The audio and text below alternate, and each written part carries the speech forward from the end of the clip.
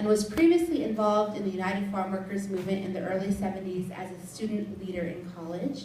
He has been the president of the Filipino American community of the Yakima Valley since 1999, and he's recently received several Lifetime Achievement Awards from Pacific Northwest organizations for his leadership and advocacy work.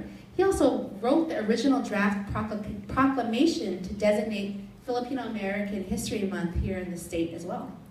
Mr. Pascua has worked in Stockton, Lamont, Seattle, and Bellingham in support of the Filipino Manongs and the Union. And one of his bucket list goals, I love it, is to write a book about Larry Itliong, a person he worked with and admired during his time. We have this is a lot of history, a lot of amazing people that I look up to. How about that? I'll stick with me. I look up to, and I think we're going to hear a lot about their story today. I would love to just maybe ask a general question for everybody on the panel, just to talk about your experience and your just interest in the story of the Delano Manongs and the plight of Filipino farm workers and laborers. Please share some of your history, some of your personal connection in that regard. We'll just go down the line and then down the line. Down the line, yes. And remember, save your questions, okay? I was probably like many of you. I was a student at one time. I was raised in a central Washington town called Wapato, Washington. My father died when I was 11. My father only went to the 7th grade in the Philippines. He came to the United States in 1927. My mother was the seamstress for our small Filipino community. My father went back to the Philippines in 1948 in an arranged marriage, met my mother, and they were married. My father was already a United States citizen. He came back to the United States, and then I was born in 1950, and my mother and I joined her in Wapato, Washington in 1953. Graduated of Wapato High School, and then I went to college during the turbulent 60s. And I got out of Wapato. I wanted to be out of the Yakima Valley. I probably would have been a long-time farm worker, or worse yet, I would have joined the military and gone to Vietnam.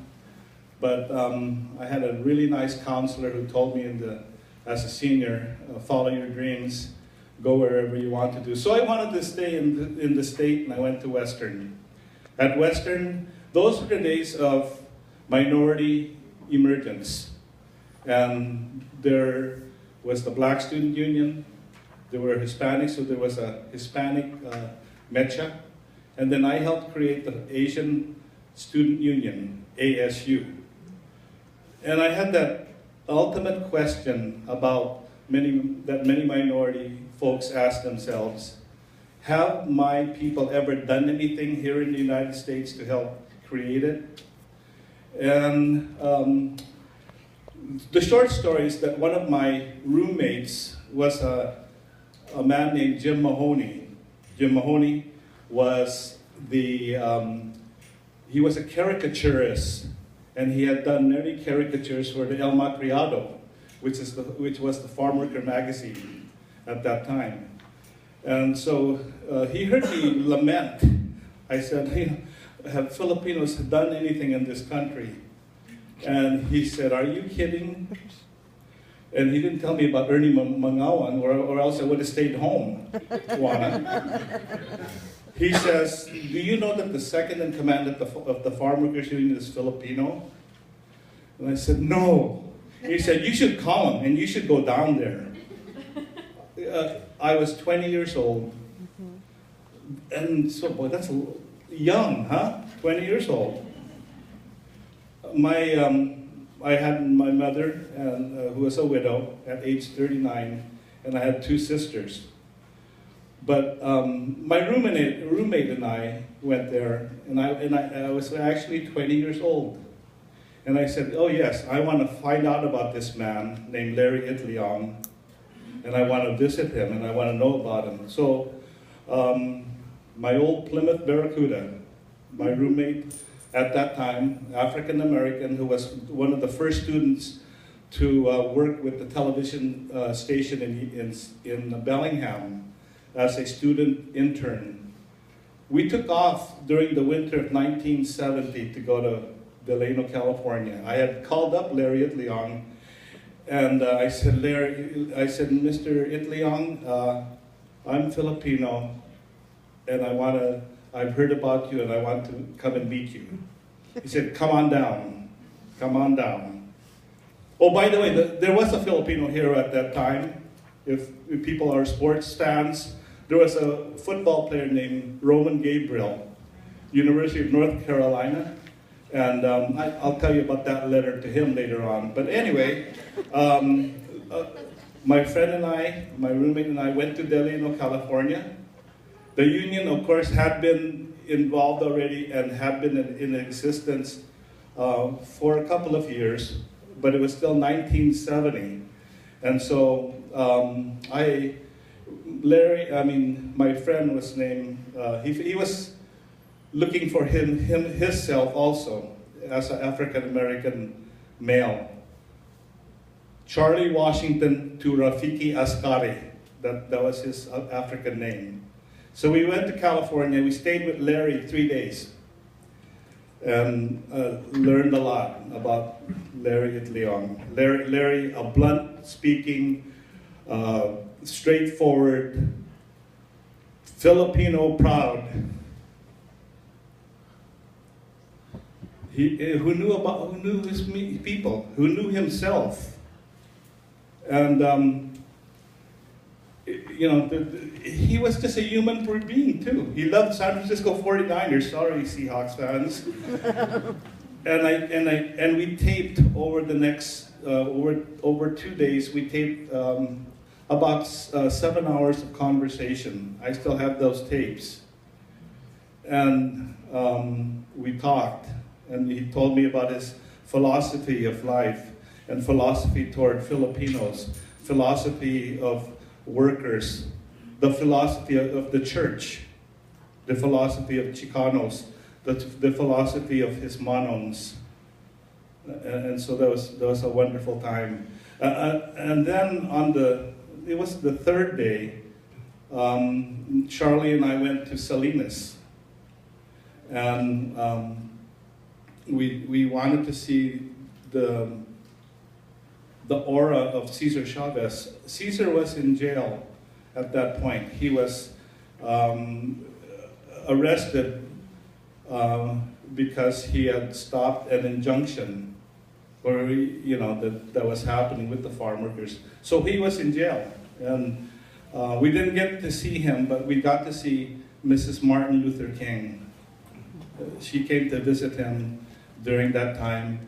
So when after an afternoon in Salinas, we went back to Delano and then stayed with Larry one more day. Just a couple of family facts. At the time that we visited him, the film says 4 times married Marisa. He was married 7 times. He told me that himself. and he says, Ray, let me tell you, this is about his marriage. And this is debonair Larry. He said, Ray, I was married 7 times. And I was married to some of the women more than once. He said, but we were happy when we parted. Every time we parted. So anyway, when I came back to Western, I became infused and learned more. I was an intern with a government agency in Bellingham, in Olympia, and through the next 2 years, in various positions as a student leader and as a working with state government, I was able to bring Larry to Washington State, and he was able to meet with the Youth Coalition, which was a conference that I held together with the old Office of Equal Opportunity. I was able to help him come up to Western, where he spoke to student groups. And that was, the first time was in April of 1971. And then I helped bring him up for the Far West Convention also. And then the last time was in 1972 when we brought him up to Western to speak up there.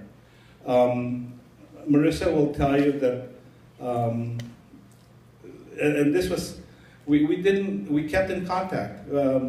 Larry was a prolific writer, and we wrote professional and cultural and personal letters to each other over the next 3 years. And so we kept in contact. I was involved with the boycott. The film shows the boycotts. And so I worked with the Seattle locale, where they had paid organizers for the boycott, because the most important strategy became the secondary consumer boycott. I led the boycott in Bellingham in the Northwest section. And then in the summer of 1971, I went to California. I worked with Andy Umutan and his family, and his wife was Luping. They had two sons. I worked in Lamont, California. I learned to say, "Tarjeta de unión, por favor." That means, "May I see your union card?" As we went out to, and in that, the summer crop is obviously table grapes. And if you didn't have this is the power of the contract and the power of the union. If you did not have your union card, you're out of there. Okay, so that was my job, man. Tarjeta de unión, por favor. You don't show me that card, you're out of there. I got paid $5 a week. That $5 goes very quickly. If you only buy one Chinese meal a week, you get maybe one good lunch out of that. But I was paid $5 a week for 3 months. And then I returned home, and then again, I was still completing college and worked, as with the boycott as a volunteer. I returned home, I graduated from Western, and then that experience of, good, passionate conviction helped me in working with the Filipino American community. So my bucket list is to write that book, and I will. Thank you.